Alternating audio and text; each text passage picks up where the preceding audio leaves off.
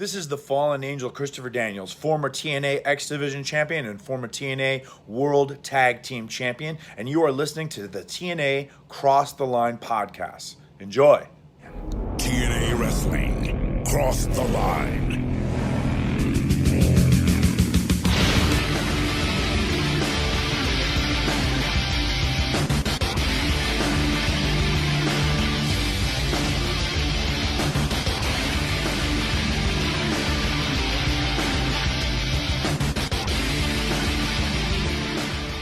And we're back with episode 121 of the TNA Cross the Line podcast. I am Colling Jr. With me, as always, is Dallas Gridley. And Dallas, we are just a mere 3 weeks away from the showdown between Jeff Hardy and Jeff Jarrett. WWE mid-carders are in the main event for NWA TNA, arguably the biggest match in TNA history, although I would probably say Raven and Jarrett back in April 2003 is probably the biggest match we've seen thus far. But for the sake of hyping people up, in 3 weeks, it's Hardy and Jarrett. It's actually less than 3 weeks, Bob, if you can even believe that. No, it's actually would be more than 3 weeks, right? No, because this is August. This is August 20th. Yeah. 1, 2, 3 weeks brings us to September 10th, which is 2 days after. So it's just under 3 weeks. It's 3 weeks away.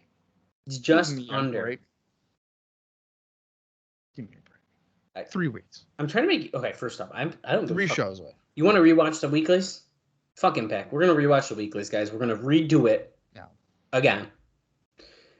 No, because I'd quit on the July 3rd, 2002 one. I'm tapping. I can't imagine why. Yeah. Well, Dallas, we're coming off of the previous weekly pay-per-view back on August 18th, 2 days ago, where in the main event, AJ Styles defeated Kid Kash in a street fight. And also on that show was a Hangman's Horror match that did not involve Sabu, because he may have been hurt in Buffalo. Yeah, we're going to talk a lot about that in a few minutes. Yeah, we got a lot to talk about. But on that show, Sanjay Dutt defeated Raven, and I mentioned during the show that it kind of gave me similar vibes to in 2003 when Amazing Red kind of had a encounter with Raven. I don't believe it was a match. I think it was like an attack or something like that. But he put Raven through a table, and the fans were going absolutely fucking nuts. Right, and I kind of speculated like maybe this could be a thing for Amazing Red. Well, that turned out to be not the case. But this could be something for Sanjay Dutt, and I think I'm on board with it. I really enjoy Sanjay Dutt. Yeah, I think well-deserved. Yeah. If we were to pivot to a Raven-Sanjay Dutt feud, or a lengthy feud, I don't think I'd be complaining about it. No. I guess I don't know what the end goal would necessarily be, but I think it's a good way to transition out of the Sabu feud. Yeah. I mean, especially if he's not going to be... if Sabu is not going to be around. Well, we'll talk about that soon. Okay. Might as well finish this up here. I mean, also on our last episode, Petey Williams defended the X Division title against Chris Sabin, and he won. He retained. And I thought it was a pretty fun match. Then we had the second match of the Best of 3 series where Triple X got their win. They had to win against America's Most Wanted, and we are getting that third match on our next episode, the next weekly show. Then Monty Brown defeated Ron Killings, which was okay. Then the Naturals defeated... Oh, you said it was great. I said the show was great. No, you were hyping that match up. Well, before it happened. Not even after. No, I was not. Yes, you were. Roll it back. It was okay. Jordan, I need you to clip it. Go back onto the August 18th show at the end when I was like, I don't know, man, that match wasn't that great. And you're like, no, dude, that was a really good match. I did not. 100% I did not. Clip it and then post on Twitter. Have this exchange first and then clip in where Dale's like, I thought Monty Brown and Ron Killings was a really good match. Yeah, it was great. Okay, so if I did say that, I will apologize in what? In about a couple months. Because by the time it actually... you'll get an apology in about October, November. Month. Yeah, but we don't stop our recording, so we're gonna Wait. Well, that's true. I will do an on-air apology in about 3 months if that was the case. Yeah. But I didn't say that. I didn't say it was really good. I might have said it was good, but you know what? I've marinated for a couple days here. It's been 2 days, Bob. It's Saturday, not Monday. We didn't watch the other show yesterday. No. No, we did not. No. Anyway, the Naturals retain their titles, tag team titles, against 3 Live Crews, BG James and Conan by disqualification. And then, yes, that street fight was the main event. So I thought it was overall pretty good. Bob said he gave it a slight thumbs up. Mm-hmm. I gave it a thumbs up because I'm not a little bitch, and I liked it. There's also a lot of arguments going on between Vince Russo and Dusty Rhodes that we didn't really get to hear all of. I'm not a little bitch. Okay, I see how it is. Hey, man, you want to pull the guns out, dude? I just pulled it out. All right. It's okay. I remember that. I'll be like a puppet, and jerk off into a trash can? I'm going to jerk off into a trash can. And then pull a gun. Wait, you're talking about the gun thing. No, I was going to make the joke about the trash can. Oh, okay. So you stole my thunder on that. So that's even fucking better. Sorry. My apologies. I can't work under these conditions. I know. We are truly a mess today.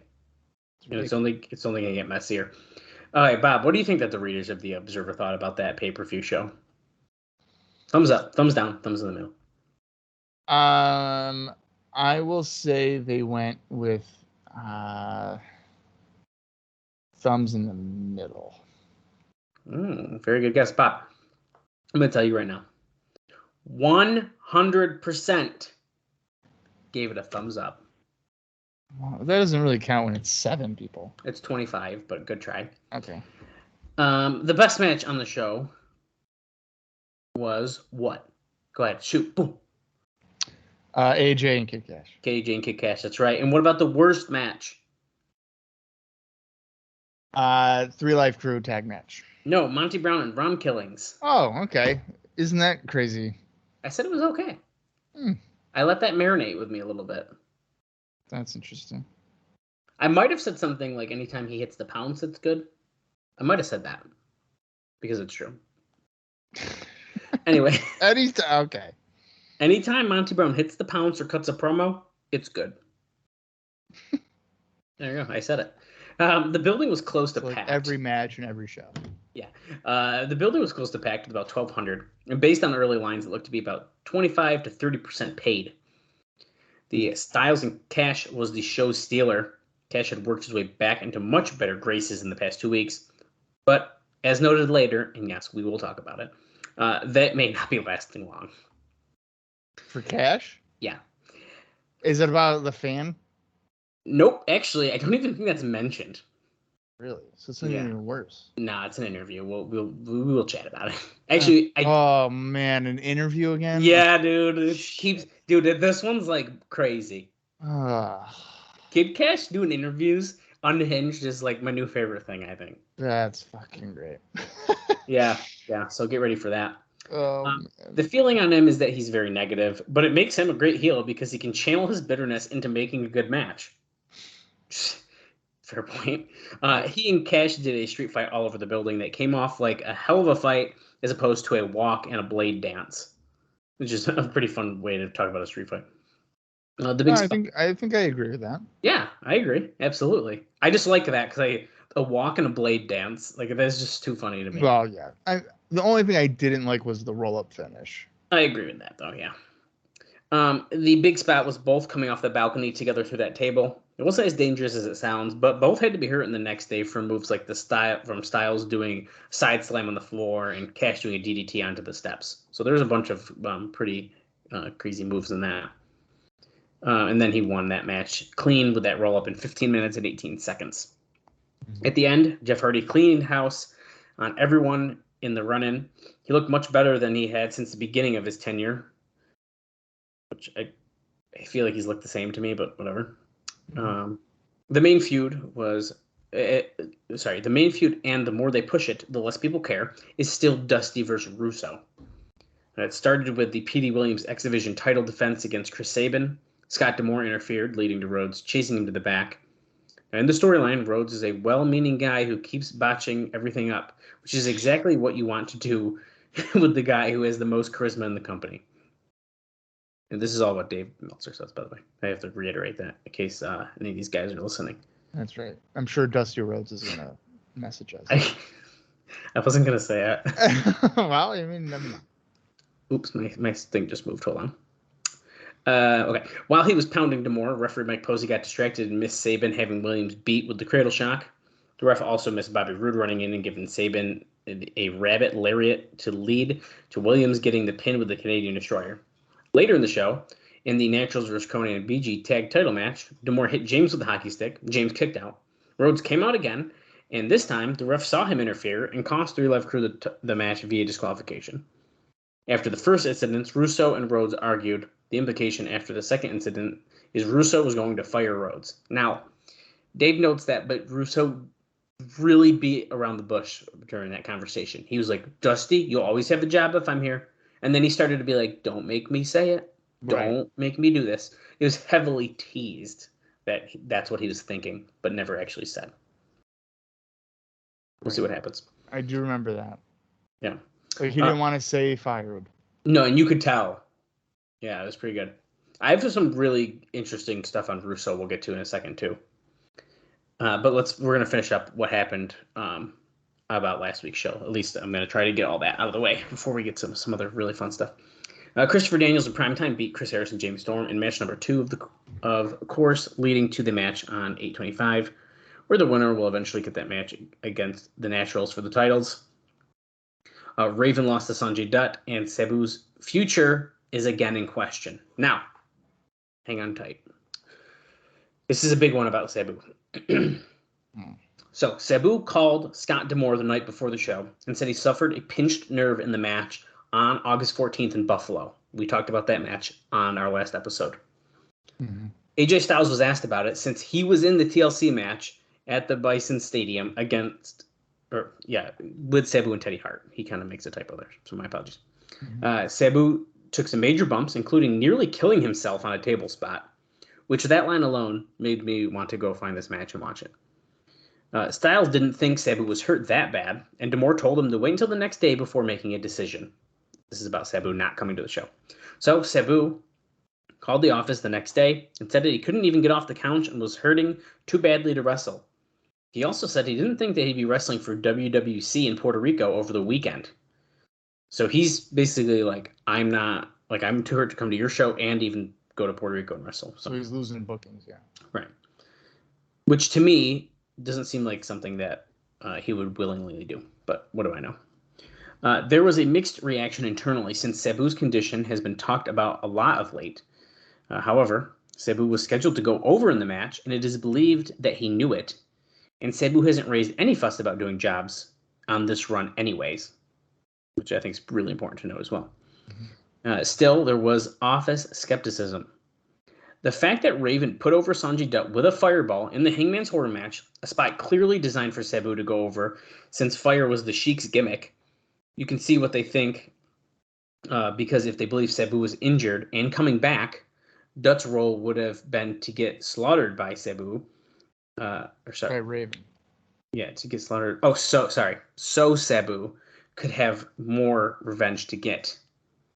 The fireball idea was come up with on the day of the show, so it was not planned finish for Sabu, but was the best blow-off of the feud finish. Jarrett positioned it with the... What the fuck is this word? This is the best part of the show, is Dallas trying to read Meltzer's writing. Dude, it's so fucking hard sometimes. I don't know what that word is, so I'm skipping it. I don't know if it's a typo or not. I'm not even going to try. Anyway, because of the substitution in an advertised main event, that the babyface sub has to go over. So Jarrett basically was like, since we subbed Sabu and he's the babyface, he has to go over. There you go. In general terms, that's the idea. But when you're building a long-term program and the sub is clearly designed for the guy who gets slaughtered to build heat, it wouldn't have been my call if I thought Sabu was coming back. Then again, in their position, I probably earned the idea of not expecting Sabu back. Last week, at first, Sabu wasn't going to be allowed to board the plane, but a couple of wrestlers talked. There were a couple wrestlers talked. What the fuck, Meltzer? This is the worst written thing, dude, I've ever fucking read. A couple of the wrestlers talked like there were, as maybe what he's supposed to mean. But anyways, some wrestlers talked to security into letting him on the plane. So telling security that he just suffered a concussion when it isn't believed that he had. So Sabu's kind of been a mess apparently recently. Is basically what this is coming from. And he apparently was actually injured, or he's saying at least that he was injured, and that is why he was not on the show. So that was a lot. A lot. So is there heat on him? To me, it sounds like there's heat, but I'm curious about how much heat, because it just pretty much is like, like there's like skepticism, but it doesn't say like, because I feel like if there was like true heat and he did this, they'd say fuck it, like, you know, whatever. Right. Fuck it. So did AJ say he didn't believe it? Yeah, AJ basically says he doesn't believe he's as hurt as he's saying. As he says he is, okay. Which I do feel like is kind of a dick thing to say. That is pretty. I mean, that's pretty shitty. Yeah. But, you know, I mean, it could be anything. I mean, as long as he doesn't make those bookings, I don't think there should be any heat on him. The Puerto Rico booking. Yeah, I agree with that. And actually, it is noted that he did no show, the Puerto Rico show. Oh, okay. Well, then, yeah. Then if he's legit hurt, then why would you make him come? Well, that's what I mean. And I think that's the part that's, like, so kind of crazy. But who knows? Like I said, I mean, it's a weird situation. And I don't know. I guess we're going to see what happens. I do believe Alvarez makes a small note about Sabu. Basically that he might be finished, but it's not confirmed. And basically it's going back to everything we just read.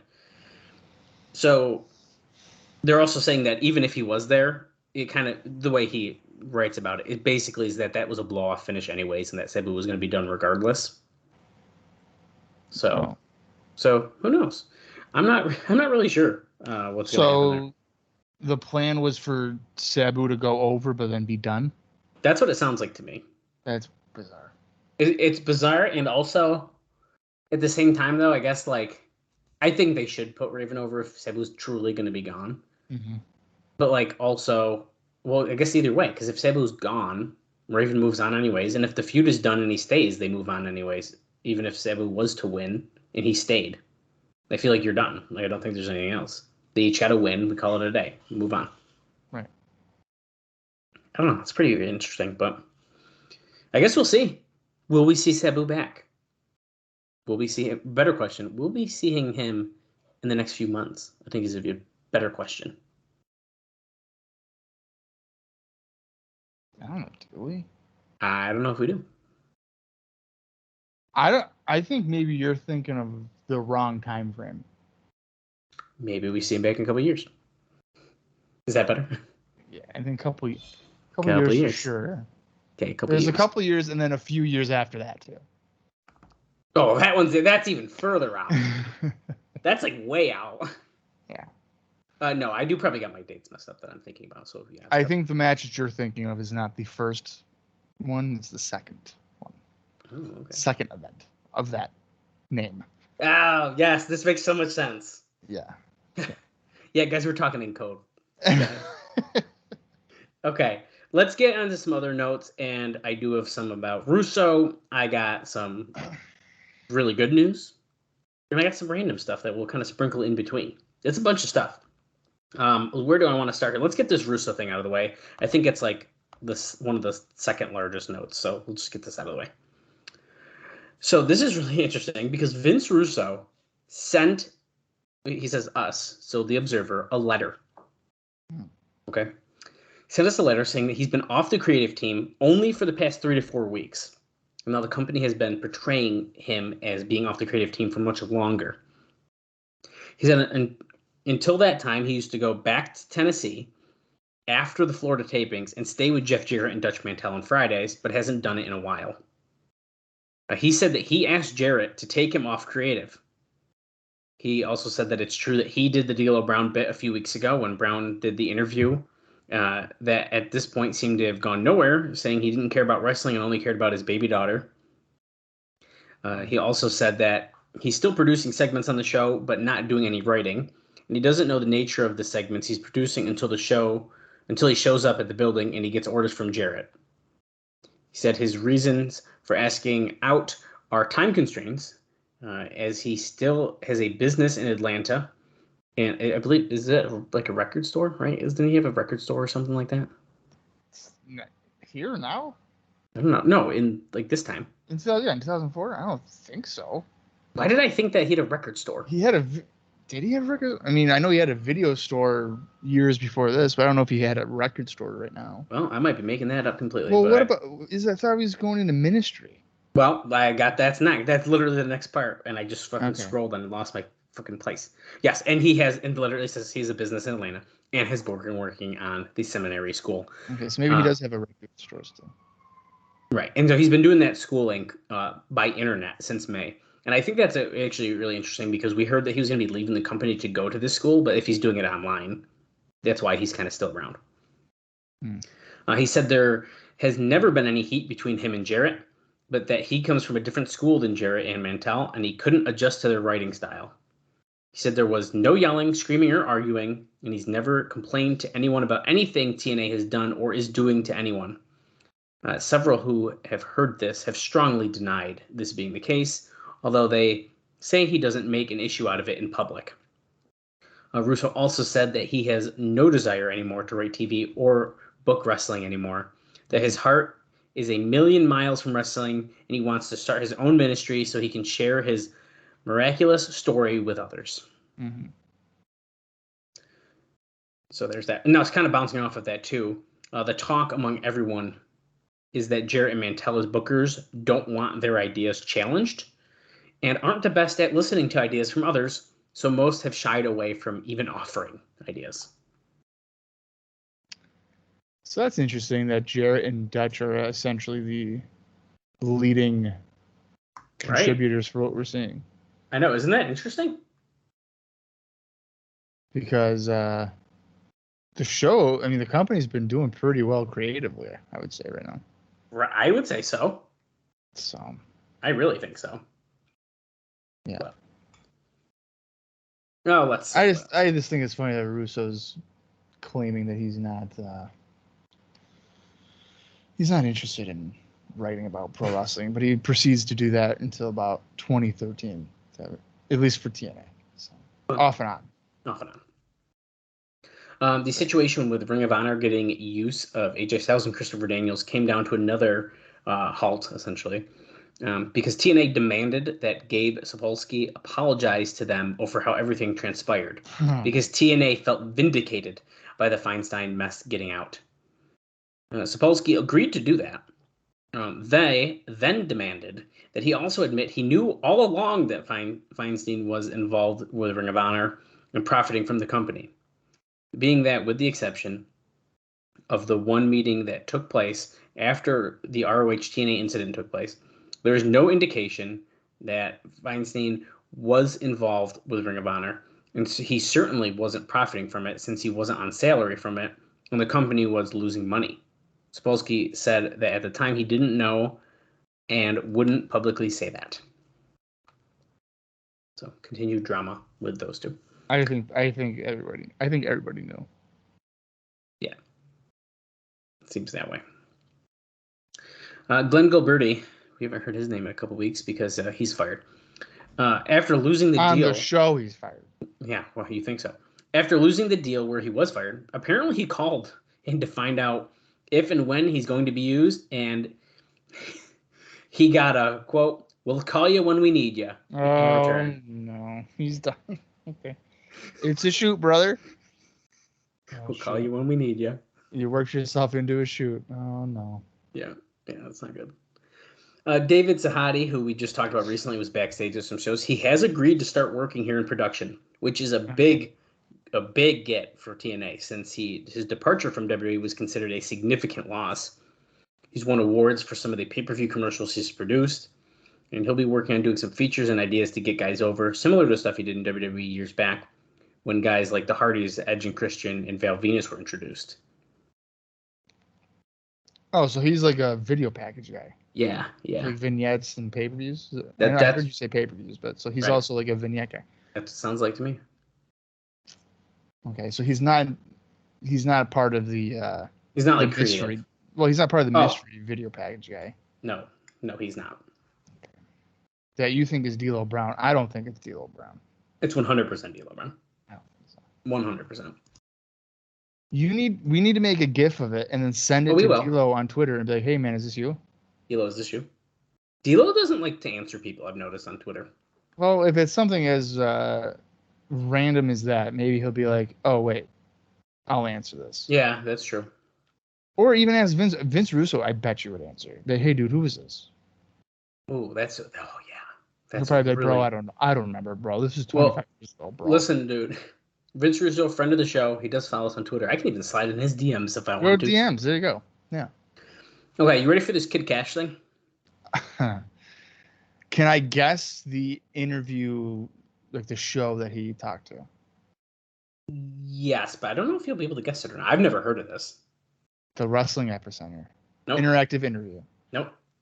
Damn it. I don't know. That's okay, all. Well, he may be back in hot water for comments that he made this is in May. So it's kind of an old interview. Yeah, what the hell? On a video called Holy Shoot, produced by bbrownvideo.com. These are such random companies I've never even heard of. You're right. Okay, are you ready for this, dude? This is crazy. Okay, so this is back in May. Yeah. Well, he hinted about wrestlers trading sexual favors for pushes, saying, quote, all of a sudden, there are a couple guys letting guys blow them, and then they get a title shots, and they're making more money than you. Oh, my God. Dude. Holy shit. What the fuck? So he's claiming that people are sucking dick to get title matches and then TNA make more money than you. Yeah. Oh my God. Okay, so who is he I have no idea. Suggesting it? If it's in May, we could try to guess, but May. Okay, well, AJ Styles is champion because he won that back in April. So he's not the one sucking because he's the champ already. He doesn't need to. So title matches would be like, oh man, I bet you I know who it is. I bet you I know who he's suggesting right now. Who? Because there's only a handful of people that AJ even defended against. Sure as hell ain't Raven. And I don't think Ron Killens is doing that either. Those are two good people that probably are not doing it, but Chris Harris? Is that who he could be suggesting is doing that?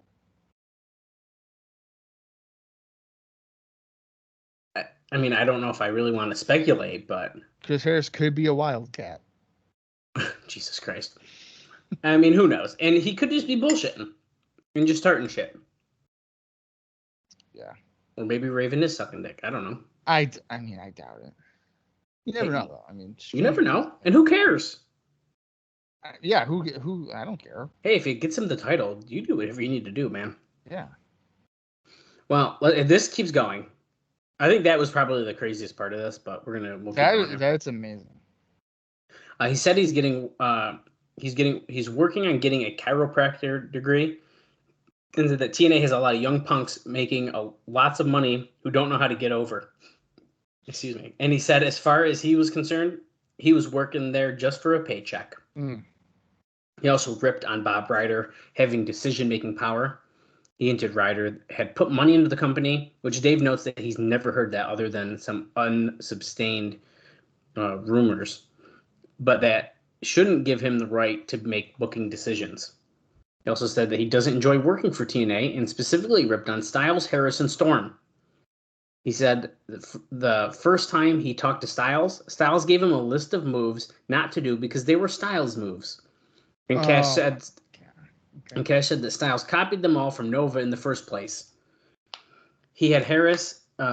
He said Harris, if his match is cut, will screw up on time just to get his spots in. and claim there was a spot with Quiet Storm and Harris where Storm wanted to do an elbow move and Harris didn't want it in the match because of the size difference. That Storm did it anyway and knocked him out with it and started calling Harris a tomcat. He put over Red and Trinity, saying he also says that fair play was the biggest waste of money since Lex Luger, and laughed about Luger and Bagwell, saying all the time they spent laughing at the younger wrestlers came back on them because now nobody wants to use them. Kash also said that he didn't think TNA could succeed, even with television, and said everyone in WWE laughs at TNA. It's been real, dude. That's what Dave ends it with. Holy shit. Wow. This dude went on a tirade on bbrownvideo.com. Oh, God. Holy shoot is definitely an appropriate name for this interview. Yeah, no kidding. Well, I like how he brought up something between Chris Harris and Quiet Storm that was about 2 years ago. Dude, it's so funny. That's amazing. And he shits on the company saying even with TV, like, they're not going to succeed. Mm-hmm. This was back in May, so before Impact started. And before it was, I think, really announced. Right, yeah. Which is pretty interesting. Kid Kash does not want to be there. Dude, it is crazy. He's tried so hard to get fired. Absolutely crazy. That's amazing. Yeah, that's amazing. I think I really have one. Okay, I got one small thing, and then I got a big one to end us. Oh man. Okay. This has been a good episode of Notes. Sabu, Kid Kash shooting again. Well, it's gonna get even better in a second, but before that, and I do have. I'm trying to quit. No. I do have a couple things I'll talk about during the show, but nothing this substantial. This one's so small I forgot it. The Impact on August 13th drew a .27 rating, just for your reference. Pretty good still. I think that's a pretty good number. Right. This is pretty interesting. Our buddy the Juice, Juventud Guerrera, is trying to put together a big show for November in Mexico City, where he and Mr. Aguila will face off against Marufuji and Kenta as one main event, and Latin Lover and Granda against two TNA wrestlers as another. Now, his idea is to ask Jeff Jarrett to come in, feeling that it would open the door for Jarrett to return the favor. Mm-hmm. Guerrera has been wanting back, but TNA has no interest in him. Of course not. But I wanted to bring this up because of the fact that Juvi is still very much trying to come back to TNA. Well, he shouldn't have been a freaking pain in the ass. Right. And I like Juvi. Me too. But come on, man. You gotta play your cards a little better. Yeah. Kind of screwed himself. I don't want to lose to Jerry Lynn. I don't think that was in TNA. I think that was like an XPW or whatever you said, but yeah, regardless. That carries over. Right. Okay, my last note, it's kind of a two-parter. But this is a big one, Bob. This is really exciting. The wrestlers were officially told about the change about monthly pay-per-views on August 18th. So on the last pay-per-view, they were told. Okay. And the company sent out a press release the next day. Now, I'm going to pause there before I go into this a little further because Dave Meltzer does not really dive too deep into the press release, but Brian Alvarez does. And I don't know if they're going to talk about this on this Impact. I have no evidence that is happening. So, and Alvarez notes that the company officially announced about switching to 1 3-hour Sunday night pay-per-view per month, starting with Victory Road on November 7th. So we have a date, a name of a show, and the announcement of a 3-hour Sunday pay-per-view. Holy shit, okay. And Alvarez goes on to say, basically, the weekly shows are dead. The last one's that Jarrett and Hardy match on September 8th. And that they'll be running 3 more shows that month, which is a best of the X Division, a best of the tag teams, and best of the heavyweight division. And then take the entire month of October off, where TNA Impact will obviously become the A show. The tapings will also be apparently moved from onto Tuesday nights on September 14th, which we talked about before, because then it gives them a little bit more time to edit it before Friday. Right. He notes that the wrestlers were pulled aside this past Wednesday and told the news, which apparently everyone has kind of already known. Let me see if I don't know if he really says too much else. He's talking about people getting cut dates and stuff like that. But here's a quote from Dixie Carter from the press release. Quote, in 2 short years, TNA has leveraged its successful Wednesday night weekly pay-per-views to take the company from a virtually unknown entity to the most recognized new wrestling alternative. You like that, NWA? For fans around the world. She also goes on to say, as we continue to grow the company across all platforms and take advantage and respond to the ever-changing cable and satellite marketplace, we strongly believe the move to a monthly pay-per-view event format will be another positive step in establishing ourselves as the serious contender in our industry. This change in business strategy has also been very well received by our pay-per-view partners. There you go. That is our big news. And there are apparently some undercard wrestlers that are worried that if they don't relocate to Orlando, they might get passed up on in favor of people who live there, which is a pretty fair thing to think about, I would say. Yeah, but I mean, you gotta be careful about that. I mean, I feel like we've heard a couple of times where wrestlers will relocate and they get fired. I mean, even just recently, Allison Danger. I'm not sure if I heard about this. She went to Orlando to be a trainer at the Performance Center, and then within like 2 weeks, she was fired. Oh my God. So that's insane. That's horrible. So I mean, yeah, it's just not. It's not good. Same thing like Plumtree. I know Plumtree didn't get fired, but I know he moved his whole life. His whole life for like a year, and he went back to Minnesota or whatever. Jerry Lynn moved to Nashville. Yeah. I mean, it happens. To continue with Dave note here, he kind of goes into some speculation and stuff like that. But so he also notes that the first monthly show will be on November 7th. He does not say the name, though. That's why that Alvarez note was so important for me to bring up. Mm-hmm. He notes that no location is finalized, but both Nashville and Fort Campbell, Kentucky, which is a military base near Nashville, which we've talked about a lot when Hogan was here, have been talked about. Although the latter may not be available due to the war. Those inside are talking about perhaps doing as many as the first few Sunday pay-per-views from Nashville before taking it on the road, but always using Nashville at least every 3rd or 4th show after that. Wrestlers were told about it in different groups. I guess, Dave notes, in case someone complained about the loss of income, it wouldn't spread as fast. I think that's I think that's the silliest thing, but whatever. The general consensus was the company was doing the right thing. The wrestlers were told that the TVs would be moved to Tuesday starting on September 15th, and they would try to start running Wednesday night house shows in Florida to help with the wrestlers making up the lost income. Now, it would be more financially prudent, as they'll learn, to simply pay the guys a weekly salary and try to work on sold shows. Because doing house shows in this day and age, unless you don't pay the talent, is a money loser. Right. Sources at Fox Sports Net have confirmed there is serious talk about moving the TV to a Sunday mornings once football season starts. Okay, so a couple of things. They should have the Victory Road show in front of a paying audience. But, I mean, the asylum that they're using, I think when it comes to like a 3-hour pay-per-view, looks minor league. Yeah. And I don't think you're going to get those people to pay. I think you can get them to pay for a 3-hour pay-per-view. Yeah. I guess if it's a good enough card, we've talked before about, you condition your audience to paying for free shows. Well, I think it's different too because, they'll be gone for like 2 months. Well, that's, I think, a huge thing about it. Yeah.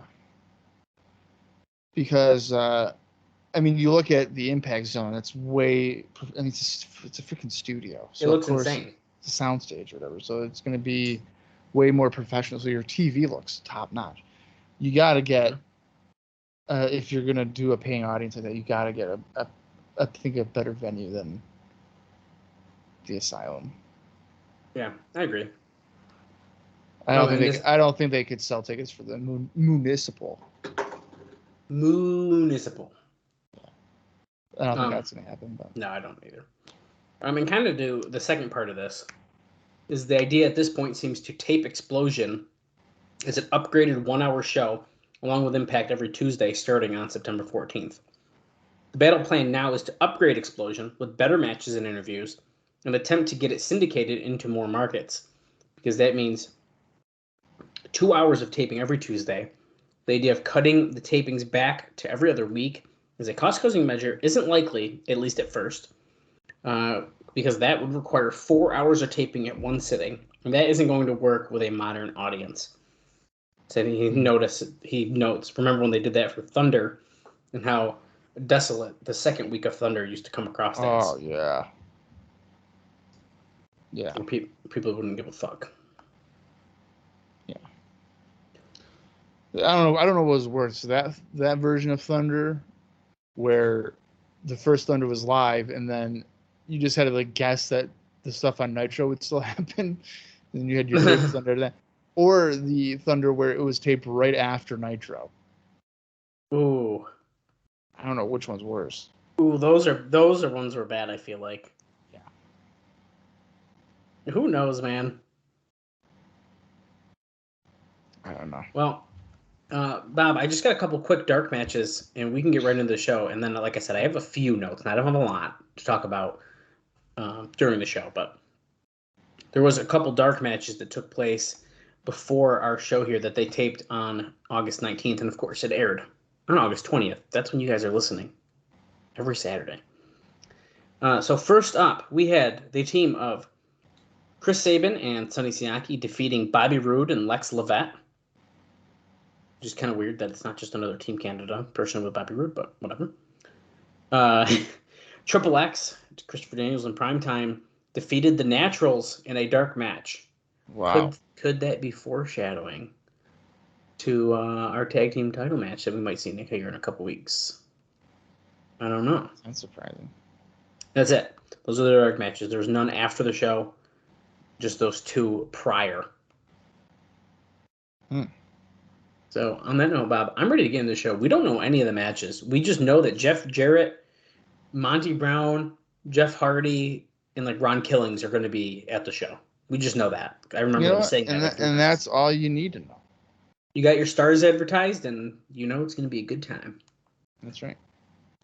All right, then. Let's get into the August 20th, 2004 edition of NWA TNA Impact. Runtime for this show is approximately 47 minutes and 29 seconds.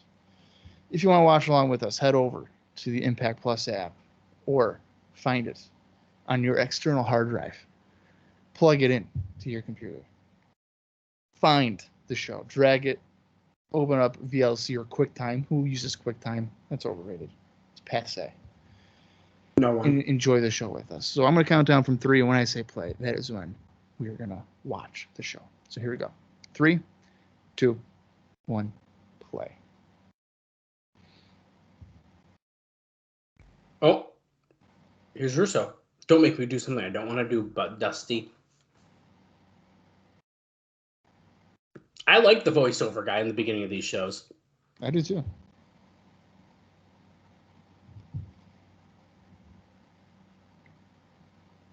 Find out who's going to rise to the occasion next.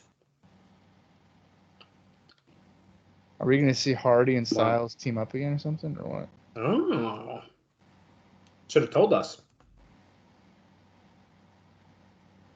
I like this, Bob. Less than 30 seconds our intro started. We're 43 seconds in now, but... I think I get a better theme music still. Dude, oh my god. I can't believe this is still the song. It's just... It's crazy. We say it every time, but it feels like it's going to build up to something, and it just never does.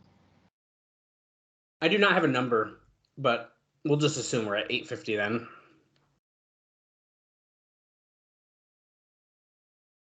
Day with the Fate. Is it because of the twist of fate? Yeah. Jarrett has a date with fate. And it could be his fate to lose the title. Look at pyro. Oh my god, dude. It's getting hot in there. Hopefully there's no fires in the ceiling in a couple of years. Yeah, that'd be hard justice. Yeah, it would. Oh, here we go. What's this? Pat Kenny. Pat Kenny. Oh, Jeff Irish Hammond will Pat be here. Irish Pat Kenny, written in cursive. Oh, no. Yeah, even today said inside 3 weeks. As the NWA World Champion, Jeff Jarrett, making his way to the ring. In under 3 weeks, he'll be wrestling Jeff Hardy. A date with fate, baby. I don't think I knew or remembered that they used that tagline. I kind of like that the show has like a little tagline like that. It's kind of fun. It makes it seem bigger deal. Right. There's his pyro thing. Ah, there it is. He was waiting. Yeah, He was not about to stop.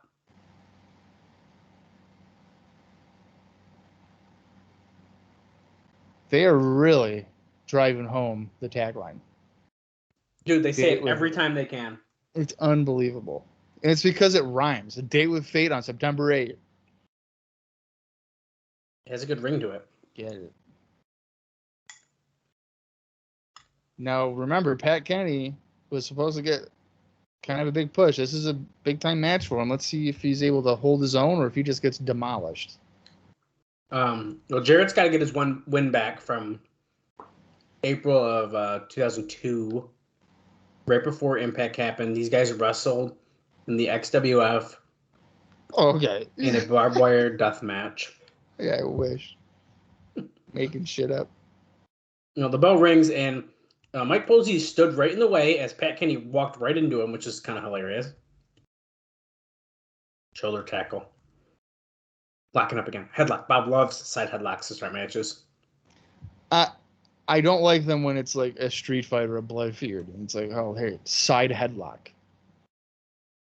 I hate that. Is Pat Kenny going to lose in under 2 minutes, you think? Because that's bullshit if so. I think he'll make at least 3. Oh, my God. He's got to, right? Oh, he reversed it. Oh, hip toss. Hip toss. Look at that. Oh, Jarrett bailing on the floor. That's at least 30 seconds right there where he's just going to stall. Oh, no, he's not. Pat Kenny found. He's going to toss him into the ring. Wow. Pat Kenny wants to win the world title tonight. Unfortunately, it's a non-title, so that can't happen. But No. Oh, pop up. Atomic drop. Roll up. 1. People win all the 2. time in TNA with ropes. Oh. Inside cradle. Can't get it. No.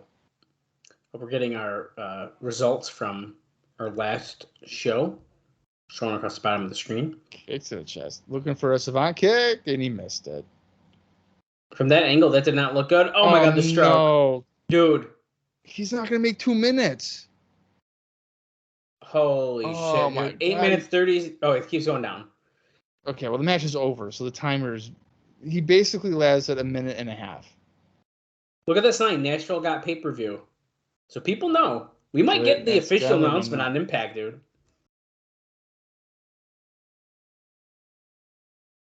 Well, Nashville got pay-per-view. Is that sign suggesting that they are going to have it in Nashville? That's what I'm kind of looking. Well, I got a note about Pat Kenny. Nashville has pay-per-view already. Wait, hold on. Jarrett's at microphone. On September the 8th. Can be just like the Empire State. Empire Saint. Is that what he said? Yeah, Empire Saint. Yeah, that's the name that I got mixed up with. I thought he was talking about Monty Brown. Right. The charismatic enigma. There's no match for the King of the Mountain. Dynamite Mike tonight. The biggest match in TNA history. Look at TNA. Oh no! Wait, Pat Kenny's going after him.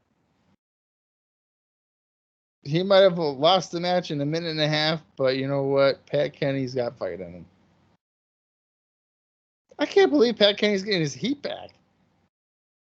Yeah, it's going to be more interesting when I tell you about the note I got. What? Want me to tell you why we see this beatdown happen? Oh, wait, hold on. Here we go. Here you go, dude. Jarrett's got the guitar. Oh, fuck. There it goes back here. Okay, so push. You can add Johnny Swinger, Glenn Gilberti to the list with Pat Kenny of people who won't be around for a while because the company wants to repackage them. The ETA on all of their returns is next month, so this is potentially our final Pat Kenny appearance. And different ideas have been talked about for Swinger and Gilberti. They were told this week to come in this coming week to be fitted for costumes for their new version of the NYC gimmick. Wait, all three of them were told? That note specifically notes Swinger and Gilberti, but okay. I really hope they don't pivot Kenny back into the NYC, because like, why would you have broken him up? I don't know how you can. Well, Jerrelle Clark, Mikey Batts, these guys got to win over our tag team champions. Yes, they sure do. Uh-oh. Speaking of, Kid, Kash. They're fighting Kid Kash and Dallas. They're screwed. Well, you know what? If Kid Kash has heat on him, he's just got to do a little sucky, and then he apparently will get a touch shot. Well, I'm saying if he's got heat on, maybe Harry Potter, Mikey Batts will get the win. Oh, I thought we were talking about if he wants. Okay. No, I'm not saying that for Kid Kash to suck some dick so he gets the heat off of him. That's not what I'm talking about. No, he gets title shots if he does that. Right. Hey, man, if that's what it takes, you got to do what you got to do in the wrestling biz. Just kidding. That's pretty fucked up. Yeah. You're embarrassing. Kid. This is a 30-minute time limit. You know, you just made me look at the time to make sure that wasn't the case. Mikey Batts and Kid Kash starting us off. Mikey Batts is looking kind of like Austin Aries with the tattoo on his arm. And yeah. Kind of standing like a douchebag. I mean, it's just kind of like Austin Aries. Mikey Batts all fired up. He got taken down. He was pissed about it. So they're going to shove each other. Slap to the face. Mikey responds with one of his own. Oh, Kash gets taken off his feet. Oh, he hits his head, dude. Oh my God. Is Mikey shooting on Kid Kash right now? What is going on? You get ready, because Kid Kash is about to fucking do it back, and you know it.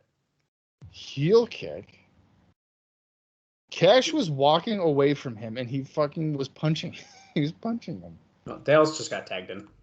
Well, you know that Kid Kash is not going to fuck around. Dallas goes for a double clothesline. Oh, they get ducked. One for a shoulder block. Now they're trying to take him off his feet. Oh, shit. Oh, jeez. Mikey just got elbowed. Ooh, we just saw a match scroll across the bottom of the screen. Coney and B. James and Dusty Rhodes versus Team Canada with Coach Scott D'Amore. There was another one I missed, though. Shit. America's Most Wanted versus Triple X. Third and final match in the series. One for cover. Nope. Michael Shane and Kazarian versus L.A. Park and Psychosis. Oh, wow. Alex Shelley versus Desire's Mystery Wrestler. Contract challenge match. Big Vito versus Chris Vaughn. Oh my God, dude. Vito's wrestling again?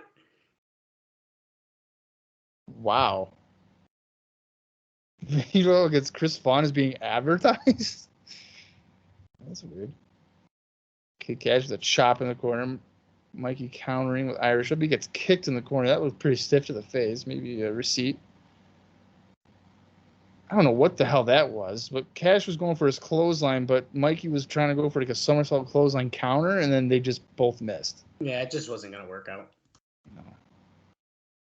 Here's Jerrelle Clark, who is cosplaying as Donald Faison from Scrubs, a show that Dallas has never watched, which is just embarrassing. Never will. Oh, what the hell was that? Fucking like reverse catatonic, kind of. Yeah, it was. He landed oh, great. Now Kid Kash is probably pissed, so he's going to do the freaking money maker. I'm going to murder him. They should tell them, hey, man, it was Mikey, not Jerrelle Clark. That, oh! Jerrelle Clark he's acting like he's having a freaking seizure, and he might be because that was dangerous. Right. There's a 6-man tag, which we'll see about on the bottom of the screen again, I'm sure. Yeah. I think it was Kid Kash, Dallas, and Monty Brown, but I missed their opponents. I'm going to guess it's AJ, Jeff, and Ron. Right. I mean, who else would they be? I don't know. We're seeing a video package here, so I was going to save it, but might as well just tell you now, Boot. I got a funny story about Universal releasing a promo video. One of the things it showed was Jimmy Hart recruiting fans from the park to come to the Impact tapings. They showed a woman coming up to him to ask for information, and he tells her that Sting and Dusty Rhodes were going to be there, and he walked away.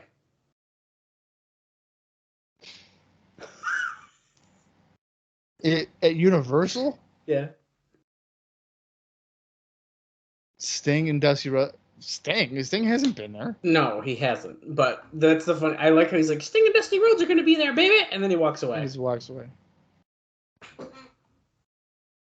Way too funny. So we have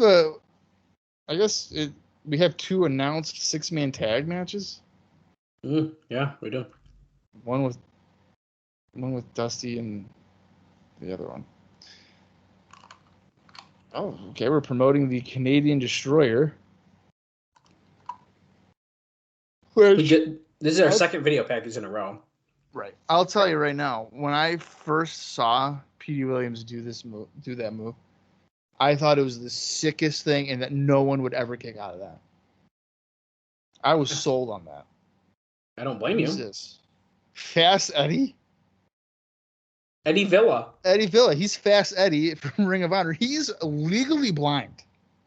Really? Yes. Well, he is legally blind. So he's taking on Petey Williams, the X Division champion. Legally I don't know if I knew Fast Eddie was on Impact. What the hell? The more you know. That is literally surprising to me. Yeah, because there was I think it's a GIF out there where Fast Eddie's like trying to slap hands, and he thinks fans want to slap his hands, but there's no one's there. Oh my god! It was a Ring of Honor show, like 2003. Are you a fan of Fast Eddie? I would say he's not good.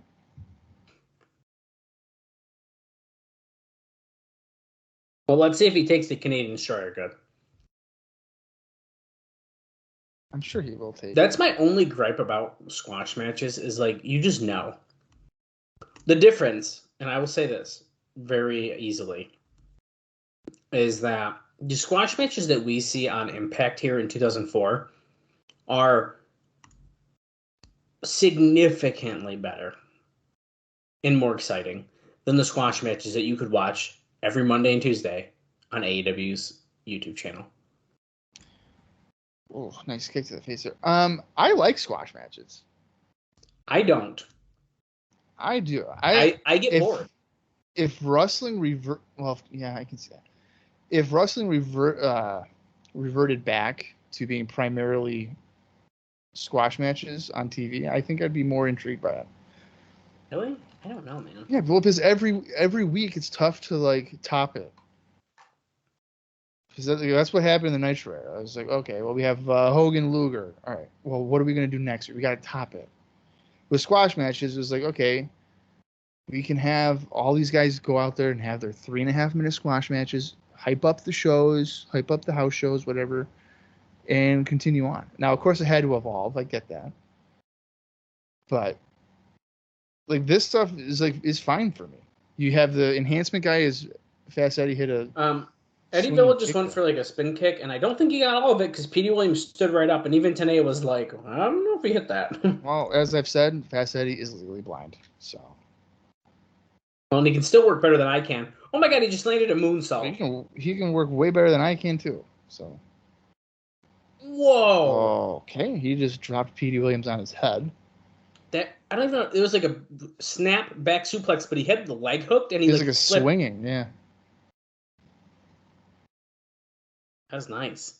I like how they're saying that he caught Pete. I hate that. God, that move is so awful. I hate that move. He's got to stop doing that. It doesn't make sense. It doesn't. It's like your opponent's doing it to himself. Dude, he's reeling him in. It's to let the world know that he's ready to use the Canadian Destroyer. Boom! He hits it. Well, we know what that means. 1, 2, 3. That's right, because Bob said no one kicks out of the Canadian Destroyer. At least not in 2004. In 2022, you will stand up and then get super kicked. Don't even get me started with that shit. I like how Petey Williams just beat Fast Eddie, and then as he was taunting, he goes, "Who's the best Canadian now?" Because he beat Fast Eddie. Wait, is Fast Eddie Canadian?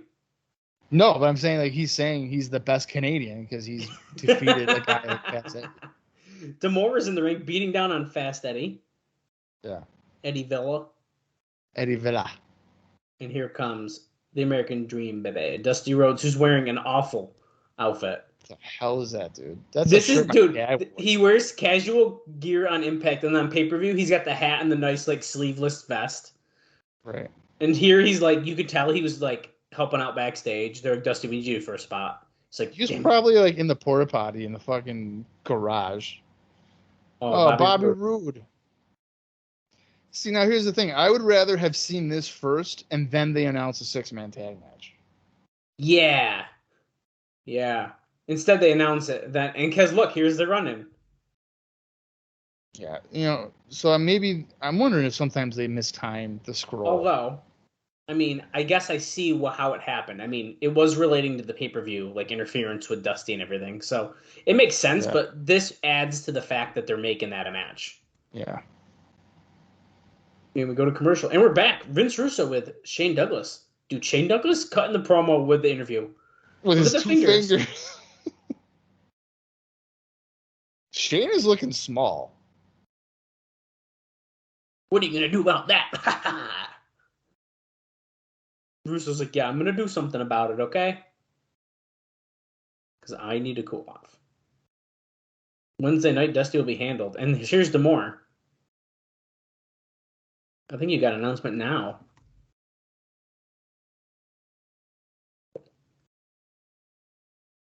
I'm out of line. You're out of line. D'Amore's losing it. He can't do it. Shane Douglas is in shock. He didn't know what camera. Look at. Let's take it back to Mike Tenay. You're doing it wrong. It's 2 fingers. Oh, the music. Here comes Abyss. No, Shelley and Gridley. Oh no, there's Abyss. Oh yeah, Abyss is there, but they're all coming out to Abyss's theme. It says Abyss, Alex, Shelley, and Goldilocks. There's like a tag team match coming up. I mean, dude, we're on the timer, dude. It's a countdown of when this is gonna be over. It's gotta be. What? Well, Abyss, dude, it doesn't fit. Not anymore. Well, like I said, I never really liked it, so. I was able to deal with it. But I think when he turns, he will get a pop for it, but that's his character makes no sense. Well, that's what I think. I think that's kind of the place we're in. Is like he's gonna end up having to kind of be a face when he turns, but like that's not who he is. No. They're facing off against America's Most Wanted. I would say Kid Kash says that if they get cut on time, Chris Harris he's getting his fucking spots in. Yeah. Kid Kash says that. Eric Bischoff says that James Storm's got a boo-boo face. I'm wondering if the boo-boo face developed this early in his career or if he waited until he was a little bit more veteran. You know what? I wonder that too, and I wonder if it is more so when he becomes a singles guy. That's kind of what I'm thinking. I feel like it kind of is, because we try to guess, and I feel like a lot of time we do guess incorrectly. I don't think so. I think we guess kind of on the nose. You think so? See, I guess I didn't get a good look at it on this one. He looks pissed. Well, there is definitely there's obvious times.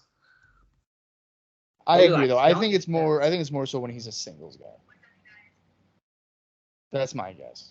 Is that when he becomes a singles wrestler? Because then it's just him. Like he can't have Chris Harris take the pinfall loss. Like he's got to do it. I'm actually really excited to see the way that America's Most Wanted essentially develops more, and then they pretty much fall apart. Because we know that Harris leaves, goes to WWE, which, is a great run. Just 2 weeks. Knock. Braden Walker. I'm going to knock your dude out. I'm watching that after we get off here. I'm watching the what's it, like the YouTube video where it's like the story of Braden Walker. It's 2 minutes. It's like 8 minutes long. It's no, like I don't even think it's that. It's pretty short, yeah. But it's like his whole run. Like full matches and everything. And that's it. This tags Shelley in here. Do you think he got the knock thing from Raven, dude? I think you hear me knocking. I think I'm coming in. Braden Walker. Shelley with the rude awakening. Goes for a cover. But Harris is going to kick out of that because Alex Shelley is smaller than him. Well, if you want to watch Braden Walker's 2 WWE matches, it's a 12-minute and 9-second YouTube video. Oh, so it's longer than I thought. Well, that's not the one that we're thinking of, though. Oh. Because we're thinking of the one where it's like like a joke about like a DVD. Yes. Yeah. One of his matches was against Armando Estrada. Right. What was the second match against? I gotta go on his cage match to figure that out, and I can do that in 1 second. Look at Abyss choking Harris or Braden Walker on the middle rope. Harris with a kick, ducks a clothesline, comes off, ducks a back elbow, leaping left arm clothesline. Abyss staggering around. Alex Shelley tags himself, and here comes James Storm. He ducks a clothesline. He forearms Abyss. Right hand to Shelley. Another one to Abyss. Watch out, Rudy Charles. No, he's not going to get hit. Shelley comes off the ropes. Caught. Power slam. Okay, so he had a very wild run in ECW as, Storm is on fire. And he tags in Chris Harris again. Here we go. Irish Whip Abyss. Comes back. Double flapjack. Okay, so he had a wild run. On March 11, 2008, he lost a dark match to Shelton Benjamin. And then on July 8th, 2008 is where he defeated Armando Estrada in 4 minutes and 45 seconds. And then on August 5th, 2008, he defeated James Curtis in 2 minutes and 55 seconds. So he's undefeated. Yeah, because the dark matches don't count. So that doesn't count. That was probably his tryout against Benjamin. And he was an FCW. He lost to Cafu. So Abyss accidentally hits Shelley. Super kick by Storm. Harris spears Shelley, and he pins him in just under 4 minutes. Look how pissed Goldilocks is. She's about to lose her mind.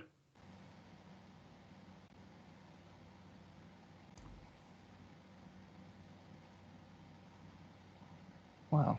Okay. Well, Abyss is not helping his case here with Goldilocks.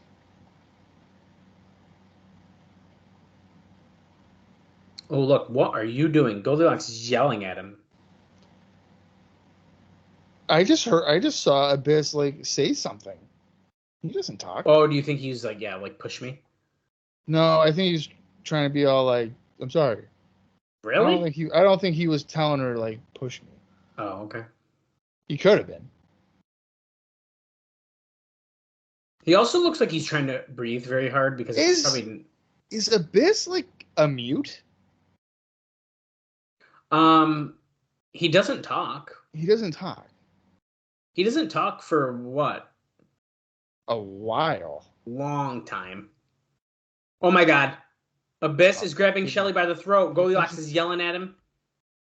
Oh, great. Tease it up. Is he going to do it? Do it. No, he ain't doing it. Dude, crowd's going nuts. Look at them all. They ain't doing it. You listen to what I say. Put him down. The crowd, look at the crowd, choke slam him. Let's see what kind of control. I love how we're supposed to believe that all these people are actually watching the show and know what's going on. No, JB's on the hard camera side doing the hand. Do it. Guys, come on. Oh, dude, that's crazy. Video pack. Oh, wait. Monty Brown, 6-man tag. He's going to continue his hunt. Next. Monty Brown's up next. Oh, Bob, I have a note about him. Destroy. While we watch these highlight packages, I'll tell you. Okay. There are complaints with the booking of Monty Brown.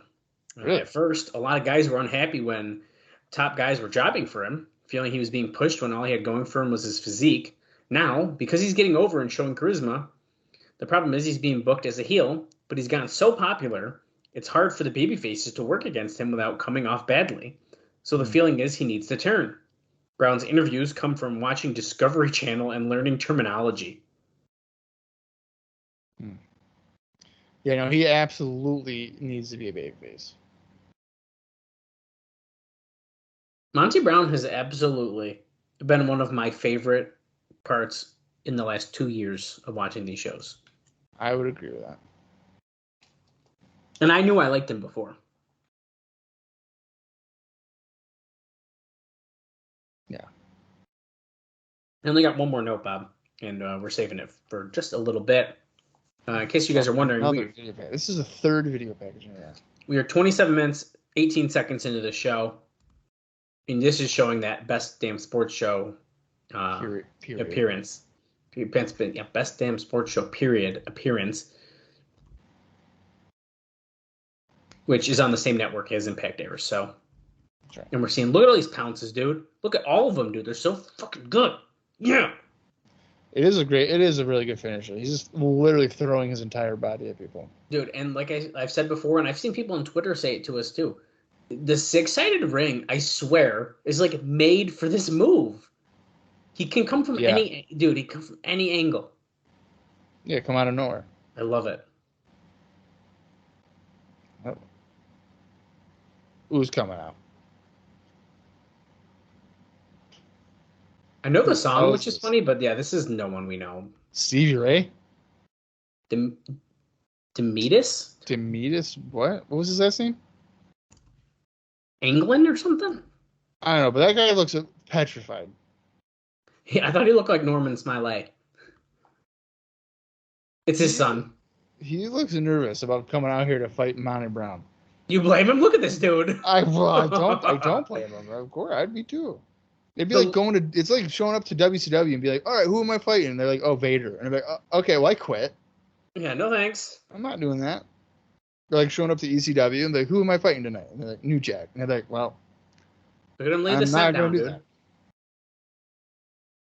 I think I'm gonna quit rather than fight any of those guys. Anglin. Demetis Anglin. I've never heard of this guy in my life. Well, let's see what he's been up to. Oh, I literally cannot click his name on Cage Match. Yeah, he doesn't exist. Dude, is this the gut check? Is that a thing? No, I don't know.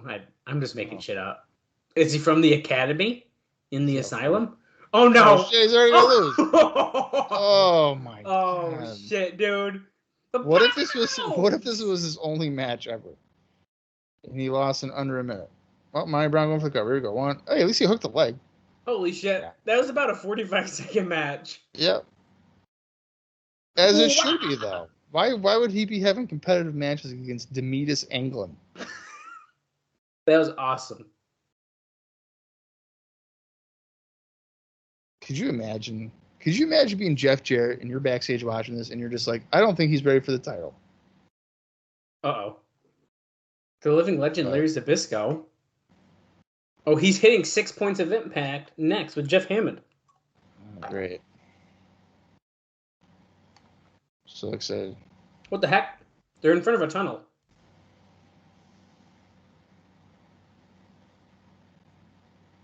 When you think about men who had impact in wrestling, some men come to mind. Larry Zbyszko. Look at Zbyszko. It's my pleasure. I really don't want to fucking be here, but you know what? Nitro's done.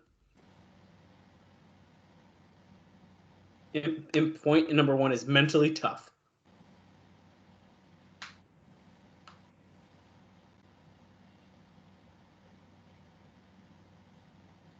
Say it. September 8th, Jarrett vs. Hardy. Oh, Jeff Hammond didn't say it. I wanted him to be like, it's a date with fate. Maybe he didn't get the memo. No, he didn't.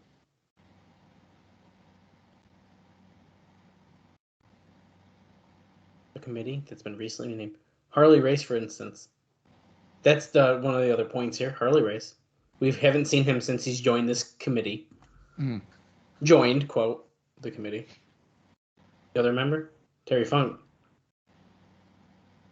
The opposite side of the coin. He says Funk is legally insane. Well, he is kind of insane.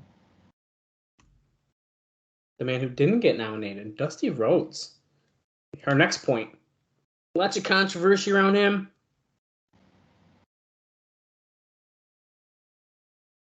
He's emotional about the business. Listen to this. Wow. When he doesn't get his way, he pouts, he carries on. So he's basically agreeing with the fact that Russo did not put him on the committee. Vince Russo. He says he's a time bomb. He's very volatile. Volatile. There you go. That's working on. I thought you were going to avoid saying the word entirely. Sometimes you just got to go for it, man. It's part of my gimmick now is to mess up words. It's true. I love it when like I have the word in my head and I'm saying it right in my head, and then I try to say the word, and then it's like I can't say it. Oh, dude, Pyro. Did we get Pyro before our main event? Is that what just happened? Kinda. I'm thinking somebody pressed the wrong button. That one, I would punch that kid in the face. Oh my god, dude, he's got like something stick. Look at him! Look at him! That's what he's doing. Is he trying to lick down? Oh, I thought he was barfing. He's chewing on like. How to Selling DVD. The phenomenal one, AJ Styles. Look at him! Look at the kid! I would literally punch that kid in the face. Dude. I would. I mean, I'm not even kidding. I would turn around and I would punch a 9-year-old kid.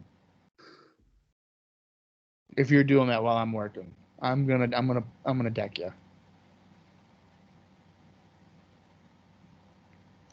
Did they move the kid? Did they move the kid? No. Damn it.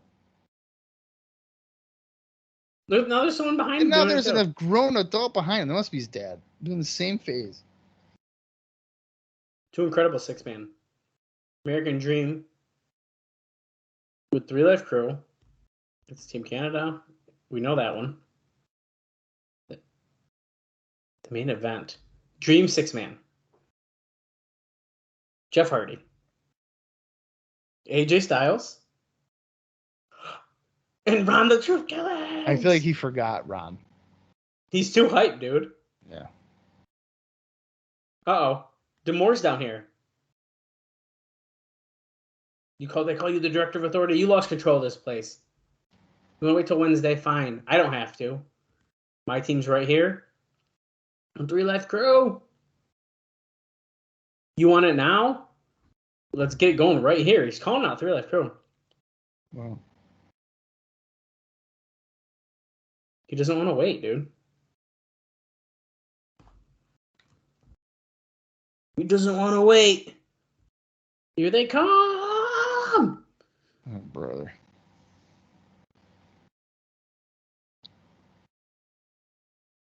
Here we go, dude. Conan just casually shoved Petey into the guard railing and then walked away. Dusty confronting D'Amour in the ring during this little brawl. D'Amour's stupid. He calls him. Oh, Vince Russo saying no. Oh, he tackled him. Oh my god. It's a cat fight. It's a cat fight. Holy shit. Okay, this is getting a little ridiculous, guys. Break this up. Give me a break.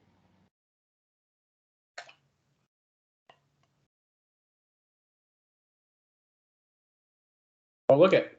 Can they function? Can Hardy Styles and Killing even function? I guess we're going to find out tonight. Wow. Against Jason Cross, Kazarian, and Michael Shane. I wonder who's losing the match, Dallas. Who's taking the fall, you think, dude? I think Michael Shane. Can we just take a brief moment during this other highlight package and mention that Slim J wrestled on an AEW dark show? Yeah, and by all accounts, I've been seeing reports that he's going to be part of a faction. Dude, what in the fuck? He might be part of it in Ring of Honor. Holy shit. And apparently Slim J was a referee and Game Changer, but he would wear a mask?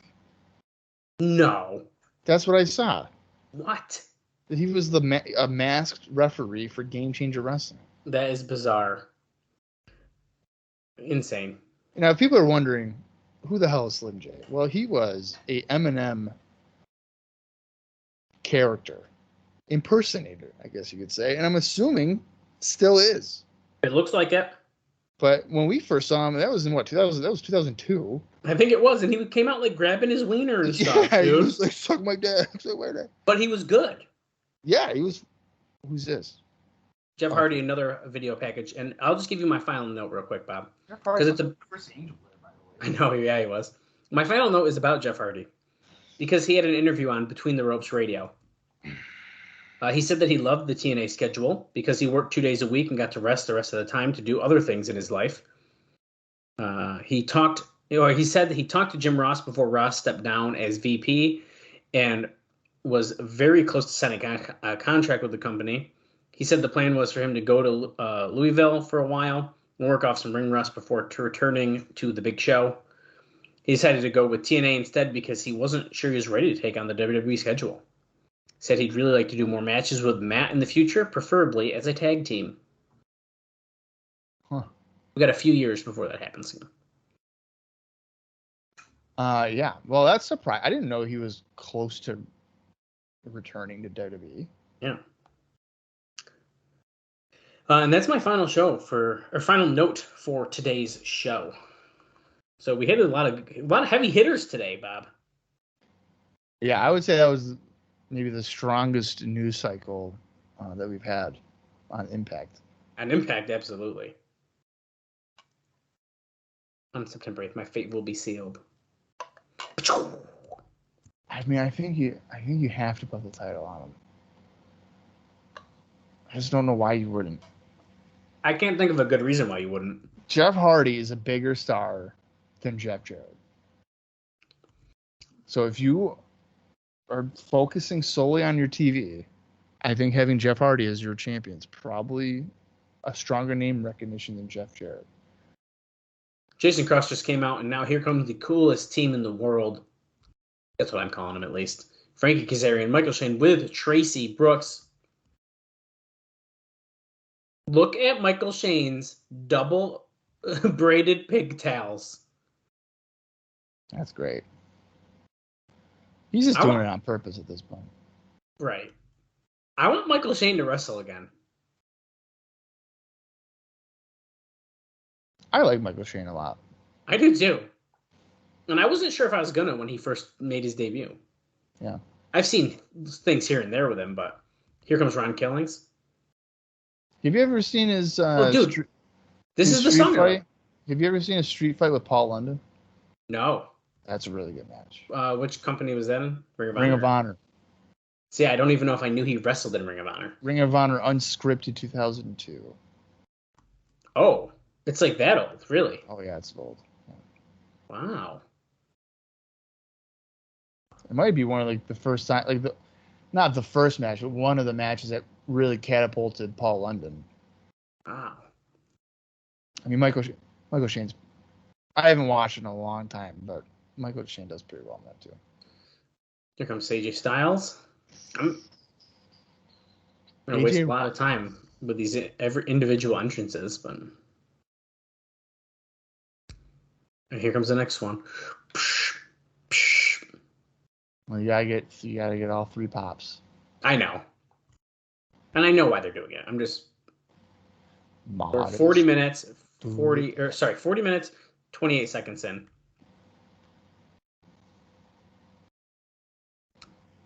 Dude, if that was what was that, Armageddon or something? Dude, he was just in the fireworks. What are you talking about? Remember when Jeff Hardy was like in the fireworks on the WWE show, and they kept showing it on replay like over and over and over again? I have no idea what you're talking about. Hold on, let me try to look up the show. He was in the fireworks? Yeah, they like made it seem like it was like a freak accident, but I'm pretty sure it was a work. Wasn't it Undertaker? No, he actually caught on fire. Yeah, he caught on fire. Yeah. No, that was legit. But there was a Jeff Hardy. Oh my God, I think I know what you're talking about. Pyro accident I think. Yeah. January 16th, 2009. 2009. Okay, I remember that. This is a pretty good look. Lots of green in this main event. Jeff Hardy's covered in green. Was that during his feud with like Edge or something? Ooh, Did you fight him at Rumble that year? That sounds right, but you're really testing me there.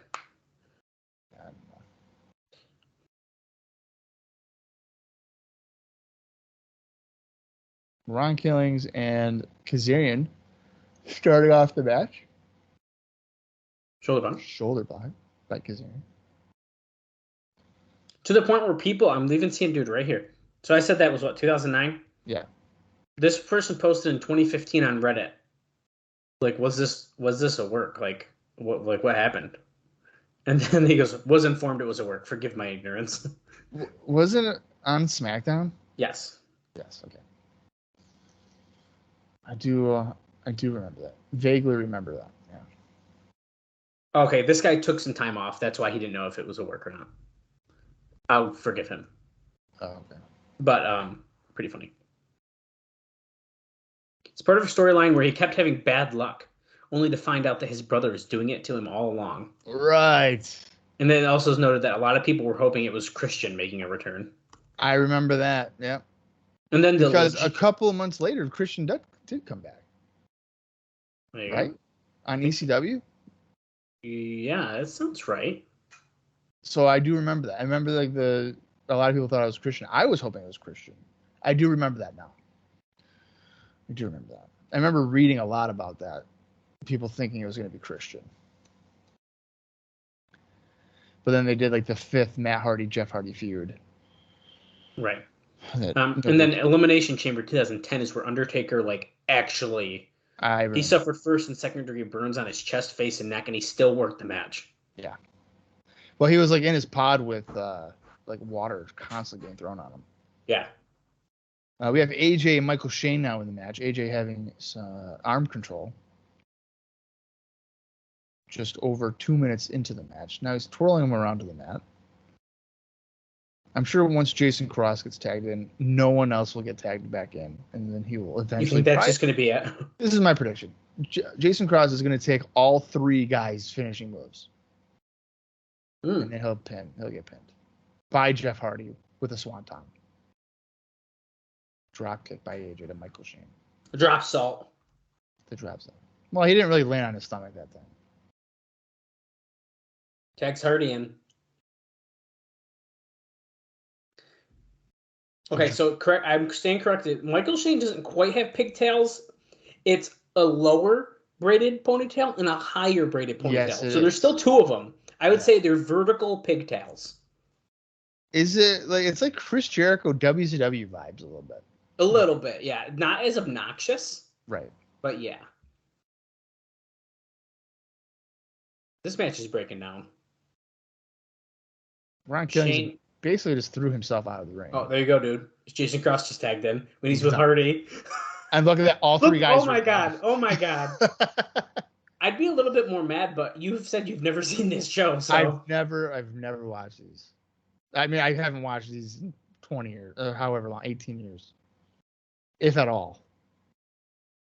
Whisper in the Wind. Or Poetry in Motion, excuse me, not Whisper in the Wind. Oh. They bail. Oh, wait, no, Kazarian's on the apron. There's 6 minutes left in this match, and there's not 6 minutes left in the show, so. Maybe he. Oh, well, he's going to go for the scissor kick. Oh. Jeez, Kazarian with a pump kick. No way. Is Jason Cross going to hit it? The crossfire? Oh, no, he picked him up. No way. Wow, dude, a somersault leg drop. Wow, very impressive. That's not impressive when we know you can do a shooting star like dude, that. That's what I mean. Your finisher is so cool. I knew that was bullshit. Oh, wait, here he goes. Snooker driver, but he's going to tap. Oh, here we go. He doesn't do it that way. What the fuck was that? What the hell was that? That almost was like a...